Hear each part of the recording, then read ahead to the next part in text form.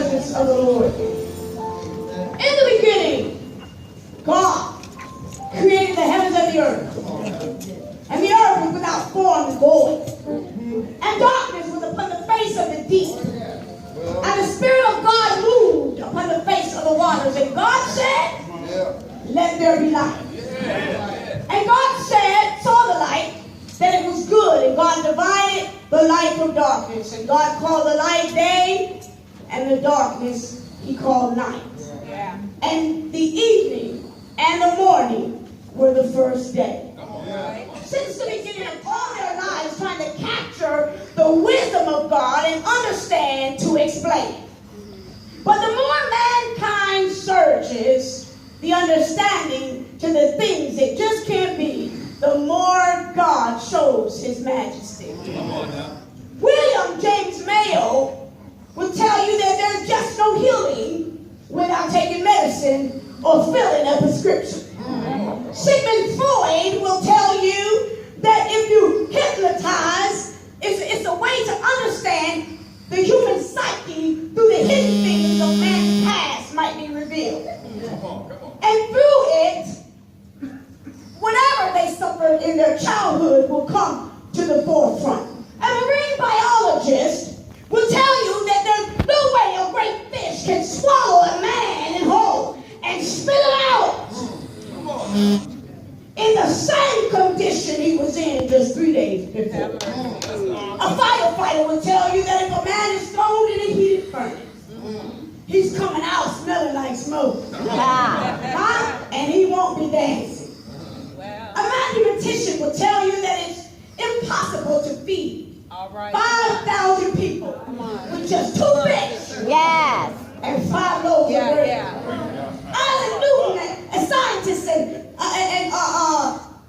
physicist, would tell you based on his theory that there are some things in this world that just can't happen. All right. Come on, sister. A chemist might confirm for you that there is no way on God's green earth that a barrel of water can turn into the finest wine without adding some stuff in it. A geologist will tell you Call the roll. Come on, sister. through their studies that the composition of the earth's dust, a human being cannot be formed. Let alone, after he's formed, remove a rib from his rib cage to create his wife. Isaac Newton's theory on gravity will also insist that there is no way a grown man can use his 2 feet and walk on water. But God, Jehovah God, says it's different. I preach this thing like I want to talk with some folk in here today that don't mind being honest enough to tell the truth. Some folk that don't mind being real enough to admit that they, like Peter, not always doing everything just right. But they love God enough to put forth their best effort. If you have your Bibles, I don't want you to stand. I just want you to turn with me for a minute to Mark 11.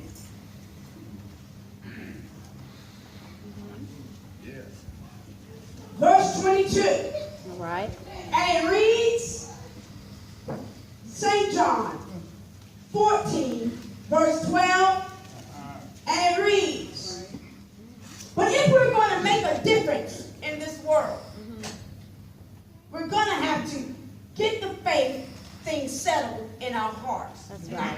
Amen. We'll have to be willing to come out of our comfort zones, step out on faith, and simply trust God and his word. See, I believe we have 2 major categories of Christians. Okay. The so-called believers in the church. In the church. And by the time God's done, and he allows me to take my seat in here today, we will be able to tell which category we fit in. Is that all right? That's all right. Amen. I want you to stand to your feet because my scripture lesson is coming from Matthew 14:23 through 27. Amen. I want you to look at your neighbor and ask them, are you a boat talker or a water walker? Are you a boat talker or a water walker? A boat talker or a water walker? You may be seated. Huh? Yeah. Boat talkers sit around and talk about what they would do.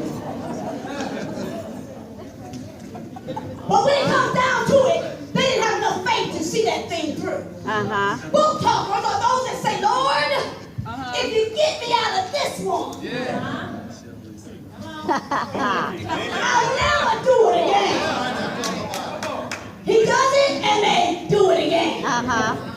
Lord, if you give me that job, I'll start coming to church again. Have mercy. And the Lord is still waiting for them to show up. Lord, if you heal my body, I'll go and visit the sick every week. Both talkers.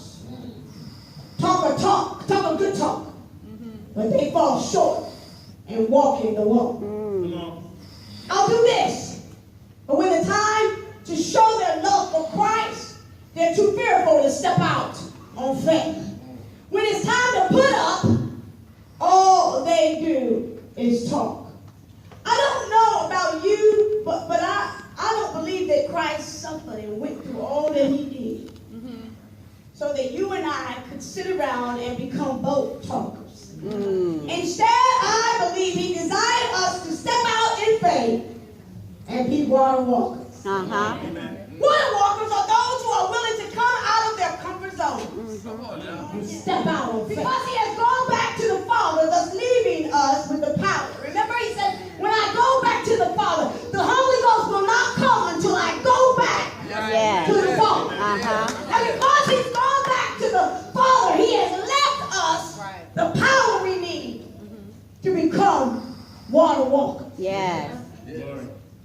Thank you, Lord. But in order for us to transition from boat talkers to water walkers, All right. we have to, number one, have a desire to do the works. Then you have to trust God and his word. Amen. If Christ said it, that settles it. Amen? Yes. Amen. He may not send an angel to visit you, to give you a confirmation for the 16th time. Say that. Jesus told Peter, come. And Peter got up out the boat. See, the water was his footing. People travel in boats to cross the water because it's less effort and time than swimming. And it's easier to cross by boat. But God isn't looking for us to do easy. All right. He's not looking for us to take the easy way out. He's looking for those who are willing to trust him at his word and come. Say that. Say that. We have got to get out the boat if we're going to perform the miracles Christ died That's right. for us to perform. Say Now, that. now, after that, you have to exercise your measure of faith. All right now. Come Look on, y'all.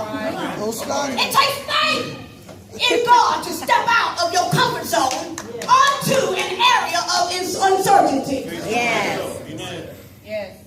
The Bible says that God has given us, each of us, a measure of faith that we need to accomplish the task at hand. And I believe that the more we exercise that measure of faith, the more faith we will receive. And the more faith we receive, the greater miracles we'll be able to perform. And the more miracles we perform, the more souls will believe in and their souls will get saved. And the more souls get saved, the more disciples we make. Say that. And the more disciples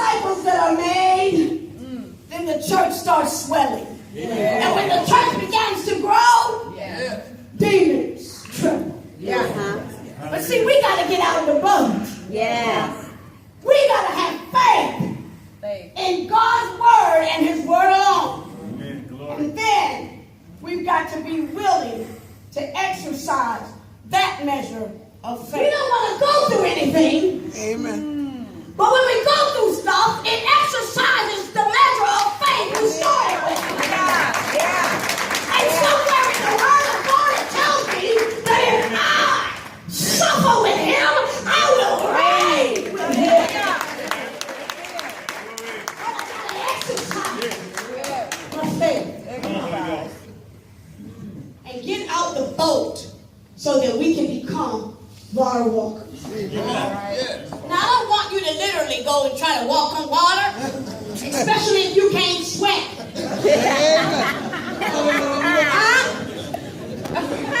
But we're talking in the spirit. Yes. Because the enemy sees you as you are, but he sees you in the spirit. If the spirit of God dwelleth in you. Yes. Hallelujah. And then God showed me something that blew my mind. Come on now. We have to stop letting fear distract us. Come on, amen. Peter walked on water that morning in the wee hours of the morning. Old dark 30. Preachers talk about how he took his eyes off of Christ and began to sink. But I want to remind you, as we judge Peter, that he walked on water. Yes, he did. Whether it was for 4 minutes, 4 seconds, Peter walked on water. Yes, he did. Say that. He walked long enough to get close enough to Christ so that Christ was able to reach, to stretch out his arm and save him. So I'm assuming not only did Peter walk, that joker stood on water. Yes, he did. Yes, he did. Not to mention that they had to walk to get back in the boat. Come on, somebody, go on this morning. But I don't want you to focus that he got scared. Come on, Holy Ghost. Yeah. But the problem isn't being afraid. The problem is letting your fear Come on, Holy Spirit. distract you Yeah. from doing what God called you to do. Amen. We are talking about boat talkers versus water walkers. The Lord showed me that it wasn't so much of him taking his eyes off Christ because his issue, because that wasn't his issue. It was the fear in him Come on. that became his distraction. Yeah. God was using his faith in doing it to do it.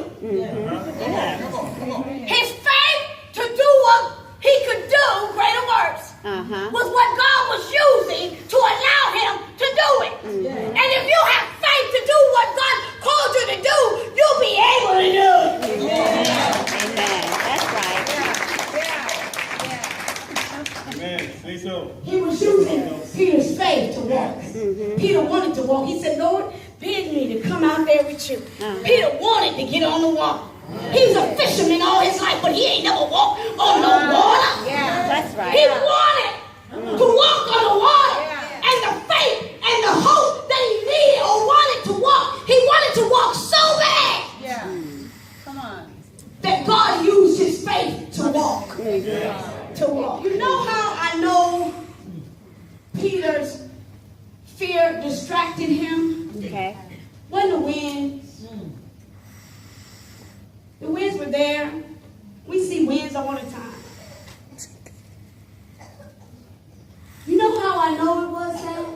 Because the next words that Christ utters.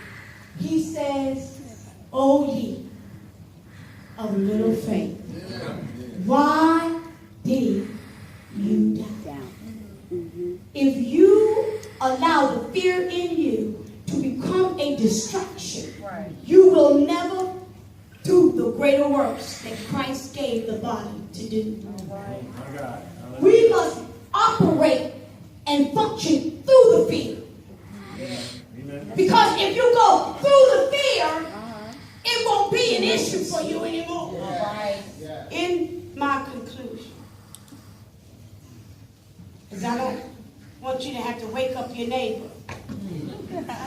Jacob said, no matter what I'm going through, no matter what happens, I'm not letting go till he blesses.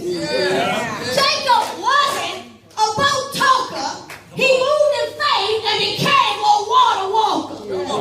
Job said, woman, it's been a long time, but though he slay me, yet will I trust him. He wasn't just a boat talker, he was a water walker. Noah, without a cloud in the sky, obeyed God's command and built an ark in the middle of a dry land. He built it to God's specifications. Noah wasn't just a boat talker, y'all. Noah was a water walker. The lady that had the issue of blood said in her heart, if I could just touch the hem of his garment, I shall be made whole. Jesus turned and said, who touched me? He said, daughter, thy faith has made me whole. She wasn't just a boat talker. She was a water walker. She said, if I could get to him, if I could get to him, I will be made whole. Boy, David, people being tormented by the Philistines. Come on And now. with a slingshot in his hand, he faced the giant alone. See, David wasn't just a boat talker. He stepped out on faith and became God's own water walker. For Abraham stumbled not at the promises of God. He knew that if God required him to slay Isaac, he knew that God had the power to raise him up. So instead of him saying, Lord, I can't do that. I can't go there. Lord, Lord, Sarah going to get me. Lord. Abraham walked to the mountain, laid his son on the altar, strapped him up, and said, Abraham was not a boat talker, he was a water walker.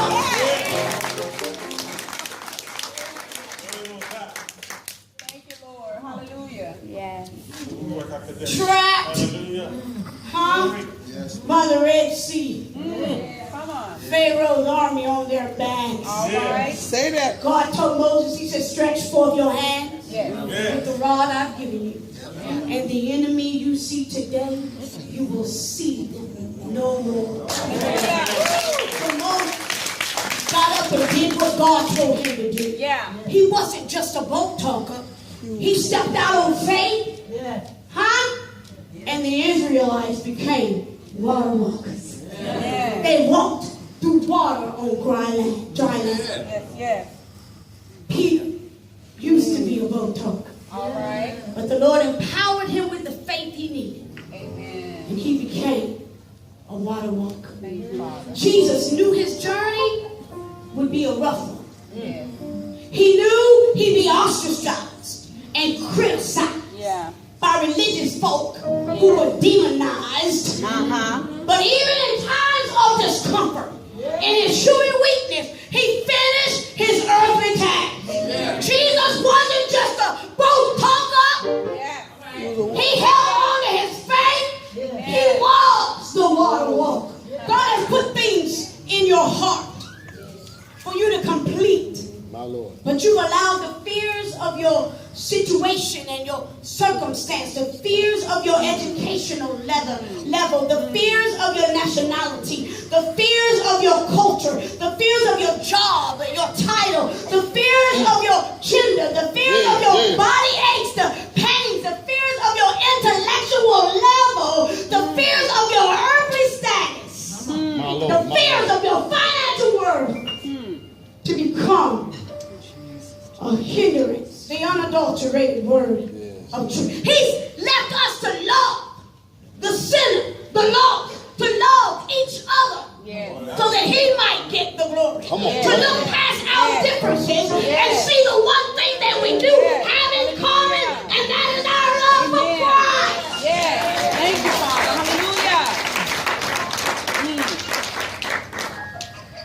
Thank you, Lord. Glory, Lord. Hallelujah. My Lord. So he came down from heaven. He taught and trained. He showed us what to do, how to do it. He went back to the Father, left us with the power, and now it's time for us to transition from boat talkers to walkers.